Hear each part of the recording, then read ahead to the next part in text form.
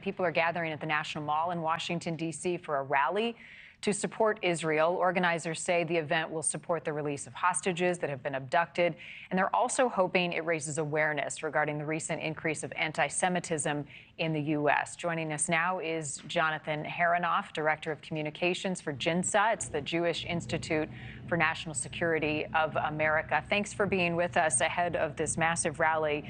The weight of this moment in our world's history, what is your take on what you're seeing so far? Thanks so much for having me on your program, Marni. And what I see today is not a single poster or slogan calling for the genocide or destruction of any people. Instead, I see a sea of stars and stripes and a sea of US flags coming together in peaceful protest. And there are tens of thousands of pro-Israeli people here who have gathered, and each of them have come for their own reasons. Some are coming just to support Israel's right to defend itself after the horrific massacres of October 7th. Others are coming to condemn the virulent spread of anti-Semitism that we're seeing in the US, in Europe, in Canada, and especially on college campuses. For me personally, why I came, looking back at October 7th, there's no doubt that what happened was completely atrocious and horrific and barbaric.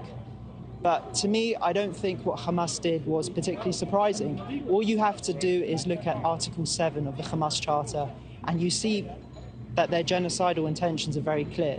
For me, what was particularly surprising and disturbing was the immediate aftermath of October 7th, October 8th, and October 7th as well, when we saw so many student organizations across the United States gleefully supporting the so-called resistance, saying that it was justified, with little to no mention of the horrific massacres that had occurred. And I think that's what's driving a lot of people here today in Washington, D.C. So many of the families of those who are being held hostage will be there today. They'll be sharing the stories of their loved ones who are being held right now by Hamas inside of Gaza.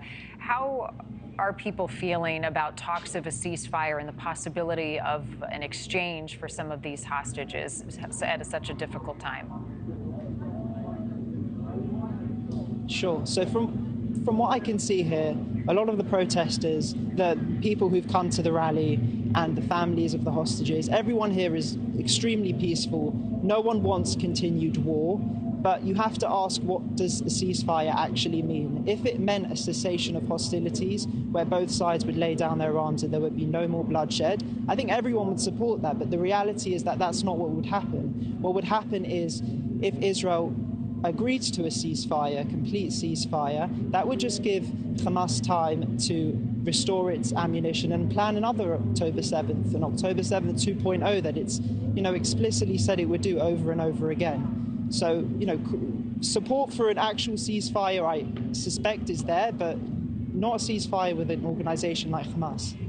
What do you hope, Jonathan, comes of this event today, this mass gathering of so many people united in a peaceful way? Well, Marni, it's just that I hope that people continue to gather here in a peaceful way and to sort of set an example of what peaceful protests look like. So far, I've been here a couple of hours. I haven't seen a single sign calling for the destruction or genocide of anyone, no hate speech, no images of throwing one nation or groups of people into the dustbin. And I hope that people set an example of what peaceful, justified, respectful protest looks like. As I mentioned, Jonathan, you work with Jinsa, the Jewish Institute for National Security of America. As you have conversations with people who have differing views, what do you see as your role in making sure that correct and accurate information gets out there, and how do you foster those discussions?